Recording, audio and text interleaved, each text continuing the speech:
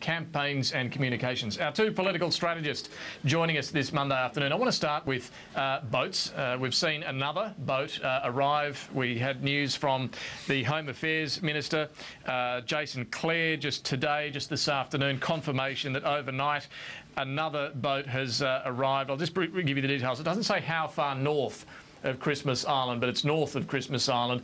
Just how close to Indonesia, we don't know. But when the HMAS Glenelg got there, 2 people were in the water. They had to be rescued. They were taken back to Indonesia to have their injuries dealt with there. The rest, the other 80 people on board, are being taken to Christmas Island. Now, they could well become the first to be sent to Nauru, because the legislation, or the legislative instrument, has now been this afternoon introduced to Parliament, authorising the reopening of Nauru for asylum seekers to be sent there. We saw the Minister a little earlier introducing that legislative instrument. The Coalition will support it, but nonetheless the Coalition is still trying to keep pressure on the government to do more than just reopen Nauru and Manus Island. Bruce, first to you. It's finally, I guess, the final step in what has been a big policy backflip for Labor on this. How long do we give, or should we give, this policy to work before we can judge whether it's worked or not? Well, no one's actually gone to Nauru or Manus Island, as you pointed out, David, so we have to wait for people to actually start going there so that the message starts filtering back to Indonesia and elsewhere that you aren't going to get any advantage by getting on a boat to come to Australia. But the other point in all this is that it is part of a bigger package, and in many ways the Nauru Manus Island solution is just a short-term one. They have to be seriously engaging still on offshore processing, a regional solution based in Malaysia. They've increased the intake to 20,000. All this is part of what the Houston Committee said had to be done. So it'll take some time, I think, before we can make a judgment. I mean, there are other elements, but this is clearly the part the government is rushing to implement, although the Coalition says it should have happened faster. Nonetheless, how important is it for Labor, for the government, for this to actually work, for this deterrence to work? I think it's very important. I think it's continued to be a problem for Labor up until recently, and I think to the extent that we have seen something of a bounce for the government, albeit a limited one, has been in part because of the stance they've taken on Nauru and Manus Island. But as I said earlier, it's only part of the answer, and we can't start to judge it until people start going there and the message starts going back home that you're going to get no advantage by going to either of those, by going to Australia on a boat.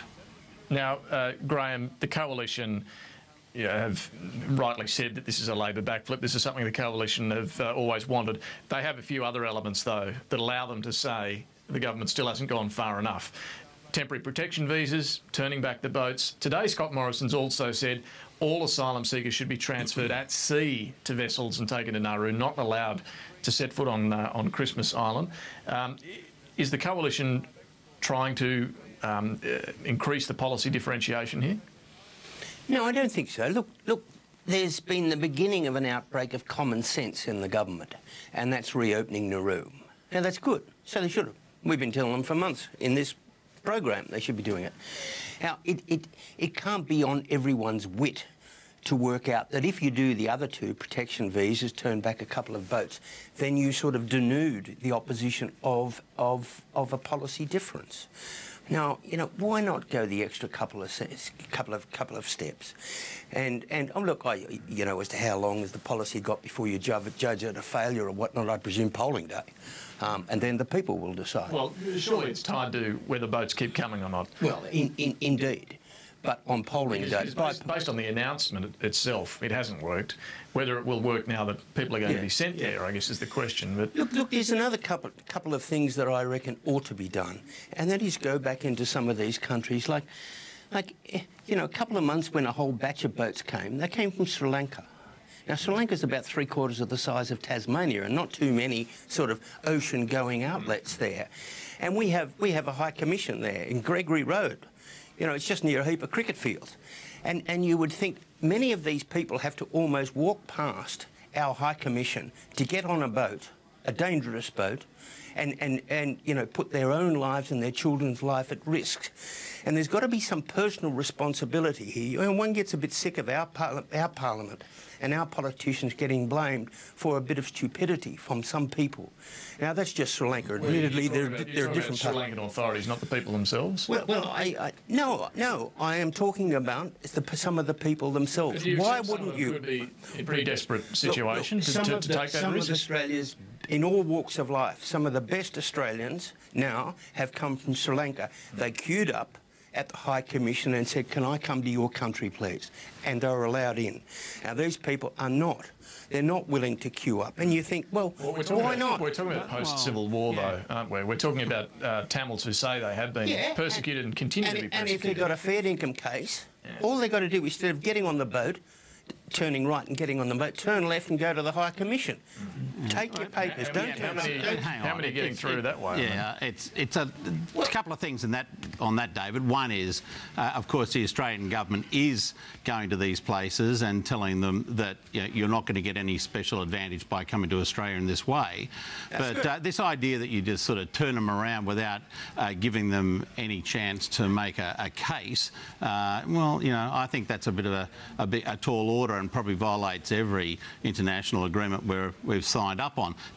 It was only a year or so ago, or a couple of years ago, that Sri Lanka, was involved in a bitter and bloody civil war, and it's very difficult for us to make calls from here as to who is a legitimate refugee and who is not, and what repercussions there may be for actually trying to go down this path. We don't know, but I think we have to be very careful about it. Look, that's why we got a High Commission. That's why we got all the immigration people there. The other day when all the boats came from Sri Lanka, they weren't overworked.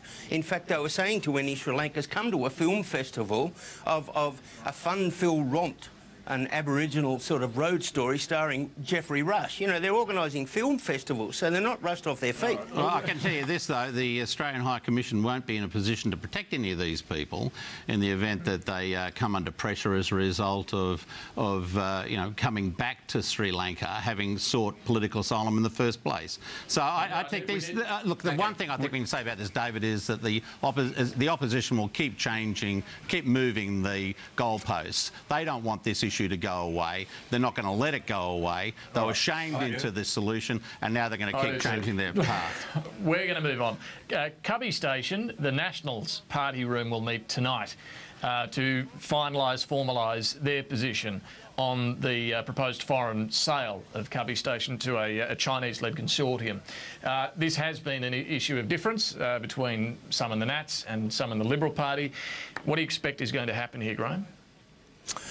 And I understand you have to declare a... Look, I should declare an interest in that I'm helping one of the Australian financial sort of financiers in this. But look, it's sort of being driven by Barnaby Joyce, the opposition. And Barnaby's a fantastic politician for getting issues onto the agenda. Especially when he wants pre-selection for a lower house seat. Oh, I didn't say that, you did. But look, in this case, I think he's a bit wrong in his own constituents' interest. You know, here we are. There are farmers all around the country at the moment who are really worried whether or not their bank is going to loan them any money. You know, will they get the 10 grand to put the water on this year? Will they get the 20 grand to get the new tractor? And money is tight with banks. And here Barnaby is arguing that the banks, shouldn't accept Chinese money. They should just have all of this money tied up in one property, Cubbie. It's hundreds of millions of dollars. And if Barnaby were here now, I'd say, look, mate, you've made your point, but it's sort of wrong. And in your own interest, what you're saying is tie up Australian bank money, not give it all to the rest of the farmers, just keep it in Cubbie Station, which has gone broke. Sorry, I'll turn to the discussion we were having with Grahame Morris and Bruce Hawker on the Cubbie Station sale. Now, Bruce, there might be tensions within the coalition on this, and we'll see over the next 24 hours how that's played out in the Nationals party room and then the coalition joint party room tomorrow. But one National Party MP I was talking to on this just the other day said this issue about foreign ownership of agricultural land in particular is white hot in the electorate, a bigger issue than the carbon tax in the bush. And, Nats are under a fair bit of pressure on this. And that pressure isn't just being directed at them, but at all sides of politics. Do you see this as a white-hot issue? I think it's a very significant issue. I'm not quite sure why it is. I mean, something like 99% of agricultural businesses are still Australian-owned, and in the last 30 years, apparently the level of foreign ownership has gone up by about 0.1% from 5 to 6% of the land. So it's there is a lot of misinformation, I suspect, around the issue. But it is an issue, and clearly that's one of the reasons that Barnaby Joyce is taking the position that he is, going at odds with the coalition partners, the Liberal Party, over the issue, when he is a front bencher, as Joe Hockey has pointed out. As a front bencher, he should be submitting to the discipline of the cabinet room. What is this also explain, Graham, why Tony Abbott has been fairly careful in his remarks on this? Joe Hockey was very strong in slapping down Barnaby Joyce and won points within the Liberal Party room, but none in the Nats.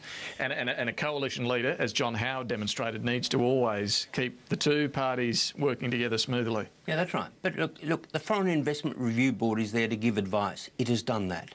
And it's come up with the national interest reasons as to why Cubbie should be sold. The Treasurer, the Labor Treasurer, has accepted it. That's good. Joe Hockey and the policy of the coalition and Tony Abbott have said, look, we believe in the Foreign Investment Review Board. We believe in them making a decision. Well, I don't know if Tony Abbott said that. He sort of said this is for the Treasurer to explain, and I can understand Barnaby's concerns. All of that. But there is actually a document out there on foreign investment, and it essentially says that there will be no change to the national interest test or the Foreign Investment Review Board. They've given their view, and you know, everyone has ticked off, and good on them. Barnaby is jumping up and down, but his solution is slightly odd, and that is somehow or other the government buys Cubbie Station for several $100 million, breaks it up, forgives it and sells it to a few locals. Now, that is just bizarre. All right, we've only got 60 seconds left. Bruce, the local council elections over the weekend, you wrote a piece in the Australian newspaper today theorising. We saw a big swing against the Greens, particularly in you know, territories in the inner city where they've done pretty well. Big swings. Why do you reckon this is? I think there are a number of factors. Obviously, in the city, it's because they were incumbents and they were shown to be something of a do-nothing operation. But I think nationally, we can see some movement away from the Greens, a significant movement away from the Greens, because there's a greater concern about the economic conditions. And the last time the Greens had a big drop in popularity was at the time of the global financial crisis, when they fell 13 to 9%, just like they have in the most recent news poll. I think a lot of it's got to do with that. People are concerned about the economy. They see the Greens as a party for the good times, not for the hard yards. You agree with that? I do, and I think they're a party in search of an issue. They haven't got one. All right. Well, we might explore that a little further if we do see the support for the Greens continue to slip a little. We'll have to wrap it up there, though. Grahame Morris, Bruce Hawker, thanks for joining